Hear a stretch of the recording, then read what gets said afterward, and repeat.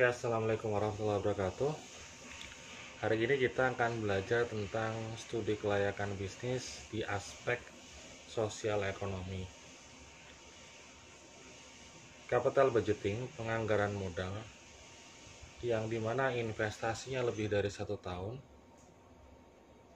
yang cukup besar nilainya, bangun pabrik di sana, itu perlu adanya persetujuan dari masyarakat ya, pemerintah setempat, perangkat desa, dan seluruh stakeholder yang ada di sana. Kita tidak boleh membangun tanpa ada keterlibatan dari masyarakat. Jadi penting bagi kita untuk mengetahui kondisi sosial dan sosial ekonomi. Setelah itu kita juga perlu untuk mengukur bagaimana dampak kepada masyarakat sebelum dan sesudah terjadinya program atau kegiatan atau pabrik itu ketika kita dibuat.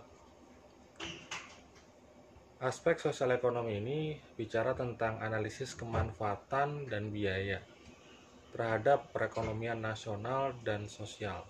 Jadi dampaknya sosial dulu di lingkungan masyarakat sekitar, dan setelah itu baru tingkat nasional, di mana kedalaman dan keluasan analisanya tergantung dari kriteria yang dinilai untuk menilai sebuah proyek. Aspek sosial ekonomi banyak yang harus kita lakukan ya, kita nilai ya, kita ajak diskusi hingga kita dapatkan sesuatu yang utuh hasilnya di masyarakat itu gitu ya. Kita harus tahu tentang kondisi sosial ekonomi yang berpengaruh di sana. Di sana ada agamanya apa, adat istiadat bagaimana, pendapatannya bagaimana, norma sosial, kesehatan, pendidikan.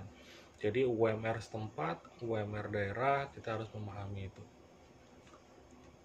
Terus yang kedua, program ini tuh manfaat kepada masyarakat ya apa? Ini penting untuk disosialisasikan karena keberhasilan dari sebuah project atau program itu harus kita bisa menjelaskan kepada masyarakat berkenaan tentang manfaatnya kepada masyarakat itu apa.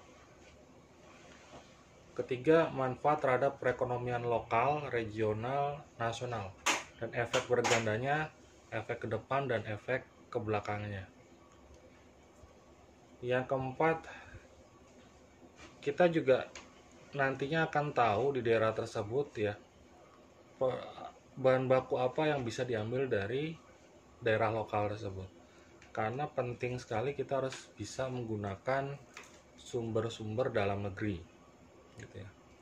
Terus yang berikutnya, dan ini ketika kita punya pabrik di sana ya, pemerintah juga diuntungkan karena ada pajak di sana, ada retribusi di sana, izin dan sebagainya, sehingga ini berdampak atau berpengaruh terhadap penerimaan pemerintah. Nilainya berapa kita harus menghitungnya, karena efek kepada sosial ekonomi itu bukan hanya kepada masyarakat, tapi juga di sana di perangkat desa dan pemerintah yang ada di sana.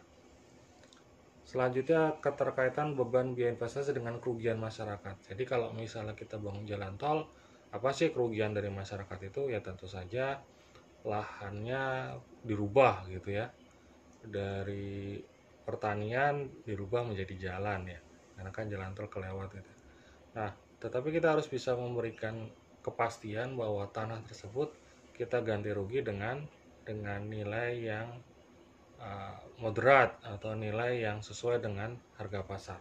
Itu yang dipastikan, karena pemerintah daerah, masyarakat juga menginginkan harganya sesuai dengan pasar, tidak sembarangan karena pemerintah pusat itu punya hak untuk membangun jalan tol, di harganya direndahi gitu, nggak bisa. Jadi perlu ada negosiasi win-win solution tentang harga tanah setempat. Tidak hanya jalan tol, bisa jembatan penyeberangan gitu ya, bisa pabrik dan lain sebagainya. Nah, ini kemarin kita sudah membahas ya, sudah memberikan contoh saya juga tentang uh, kegiatan ekobisnis yang ada di daerah Hulu Bengawan Solo ya, di Bengawan Solo itu ya, di Wonogiri. Kita harus bisa menjelaskan berapa sih program ini memberikan impact-nya kepada masyarakat. Ini contoh nih, misalnya penyerapan tenaga kerja.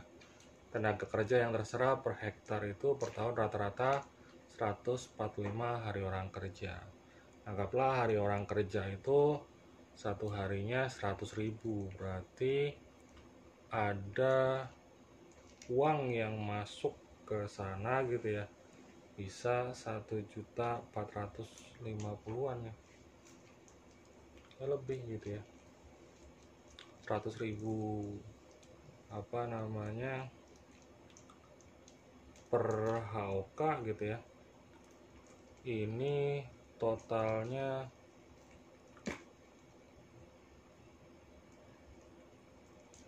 3 juta. Wah, ini lebih nih, bisa 15 jutaan gitu ya, 15 jutaan dalam waktu 1 tahun. Berarti ya bisa dapat pemasukan cukup bagi petani ya, tambahan lebih dari 1 juta per bulan. Karena 15 jutaan ya, ini kan 145 HOK atau 14,5 juta per tahun. Berarti lebih dari 1 juta sebulannya tambahannya. Itu baru hari orang kerjanya, belum ada peningkatan pendapatan masyarakat. Peningkatan pada masyarakatnya 4,35 juta per hektar per tahun. Totalnya bisa 27 juta per hektar per tahun. Ini juga pemasukan yang cukup signifikan juga buat petani. Karena UMR di sana di daerah Wonogiri itu pas tahun 2010-an tidak sampai 1,5 juta. Jadi ini signifikan jauh dari UMR pendapatannya, dan ini akhirnya diterima oleh petani. Dan juga kita harus menjelaskan juga, kita juga melakukan pelatihan-pelatihan untuk peningkatan kualitas SDM, pelatihan-pelatihan teknis, dan didampingi. Dan juga keuntungan petani bisa berpengalaman juga, karena produk-produknya juga nanti dibeli, dipasarkan oleh BUMN. Jadi pengalaman bekerja sama dengan institusi. Oke, aspek-aspek penilaian manfaat ya. Pertama, sisi rencana pembangunan nasional. Jadi analisis manfaatnya ditinjau berkenan tentang kesempatan kerja bagi masyarakat, menggunakan sumber daya lokal, menghasilkan dan menghemat devisa karena kita menggunakan produk-produk dalam negeri, dan yang pasti menambah pendapatan nasional. Ada sisi distribusi nilai tambah, sisi tenaga kerja, ada penambahan tenaga kerja, sisi keuntungan ekonomi nasional, pengaruh sosial, dan ada sisi manfaat biaya untuk sosial. Otomatis kalau misalnya kita punya pabrik di sana, kita juga ada CSR-nya untuk masyarakat setempat, untuk membantu bagi yang tidak mampu juga.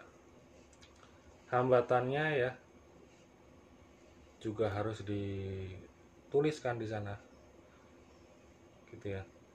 Mungkin saja daerah tersebut, kalau teman-teman misalnya proyeknya itu di daerah Papua gitu ya, saya pernah ke Papua, itu produktivitasnya rendah gitu ya. Kita harus memahami itu. Terus modalnya sedikit. Di sana kebanyakan modal itu kan di daerah Jawa sama apalagi di Jakarta gitu ya. 60% itu di daerah Jawa. Di sana bagaimana dengan penganggurannya, besar pengangguran, besarnya ketimpangan distribusi pendapatan, tekanan produk yang rendah, penggunaan tangan dengan produksi rendah, jadi produktivitasnya rendah. Jadi selama ini mungkin tanah itu digunakan hanya cuma sebagai tegalan untuk singkong dan sebagainya. Ini yang harus kita berikan penjelasan bahwa nanti produktivitasnya bisa lebih tinggi. Yang pasti ada plus minus ya ketika kita melakukan atau tim melakukan riset tentang sosial ekonomi. Nah, ini ada manfaat, ada hambatan ya. Manfaatnya bisa membuka lapangan kerja baru, memberdayakan sumber daya nasional, menghasilkan dan menghemat devisa, mendorong pertumbuhan industri-industri lain, jadi efek berganda ya, efek bola salju ya. Otomatis kalau misalnya kita ingin bikin project pabrik tapioka gitu ya, otomatis butuh banyak singkong, terus banyak industri-industri lain nanti akan terbantu dari pabrik tersebut. Berikutnya, ini pasti akan memenuhi kebutuhan masyarakat yang di sekitar dan juga pendapatan nasional. Hambatan-hambatan yang dialami ya di sana di bisnis tersebut, kalau misalnya terkait dengan agribisnis ya, kalau kita project lingkungan, penanaman, perkebunan, iklim yang penting ya. Iklim ada yang mendukung, ada yang kurang mendukung. Kalau yang tidak mendukung itu sebagai hambatan. Kualitas SDM dan sumber daya alam kurang, itu juga hambatan. Kurangnya modal ya, tidak stabilnya nilai tukar, itu hambatan. Tetapi di ekonomi makro, tingginya tingkat suku bunga bank, itu juga ekonomi makro. Situasi serta kondisi sosial, politik, dan keamanan. Jadi ini juga sosial ekonomi juga yang harus kita perhatikan dari sisi politik, karena bicara bisnis, bicara tentang program, project, keamanan ya, keamanan dari sebuah project itu penting ya. Kalau misalnya kita baru jalan 1 tahun ada chaos gitu ya, ada sesuatu hal yang berdampak kepada masyarakat akibat politik, kerusuhan, otomatis bisnis kita juga tidak bisa jalan dan investasi kita bisa tidak kembali juga. Apalagi bisa proyek atau program kita atau pabrik kita dirusak, dihancurkan, itu udah otomatis berarti bisa gagal investasinya. Oke, tim sosial ekonomi apa sih yang harus teman-teman di aspek sosial ekonomi itu keluarkan ya? Ya, pertama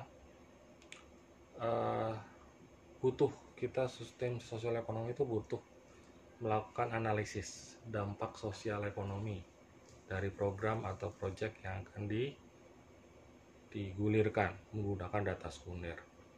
Jadi butuh orang biayanya berapa untuk analisis itu gitu ya. Tolong dihitung, diuangkan. Jangan sampai kita nyuruh tim sosial ekonomi tapi nggak ada duitnya. Yang kedua, ada sosialisasi program kepada pemerintah. Jadi kalau misalnya teman-teman sosialisasi ke pemerintah ya perlu ada juga biayanya, karena juga nanti ada transport untuk perangkat gitu ya, ada makannya, konsumsinya, dan sebagainya. Fokus group discussion dengan perangkat desa juga seperti itu. Kita butuh ruangan sewa, uang transportnya, uang rapat, dan lain sebagainya. Survei pendahuluan menunjukkan berapa orang untuk memetakan potensi desa. Dan yang terakhir, sosialisasi ke masyarakat. Ketika perangkat desa sudah oke, pemerintah sudah oke, sudah ada survei pendahuluan, orang di sana setuju, baru kita melakukan sosialisasi ke masyarakat. Jangan sampai kita melakukan sosialisasi tetapi masyarakatnya tidak setuju, berarti biaya sosialisasinya nanti percuma. Jadi perhitungkan biaya konsumsi, biaya rapat, survei, transport, dan sebagainya, sehingga dalam tim sosial ekonomi juga diberikan modalnya juga. Karena kita bicara tentang studi kelayakan bisnis, ini biaya dari 7 atau 8 aspek yang dinilai, termasuk salah satunya sosial ekonomi. Oke, sekian kuliah hari ini berkenaan tentang studi kelayakan bisnis aspek sosial ekonomi. Semoga bermanfaat. Sekian, assalamualaikum warahmatullahi wabarakatuh.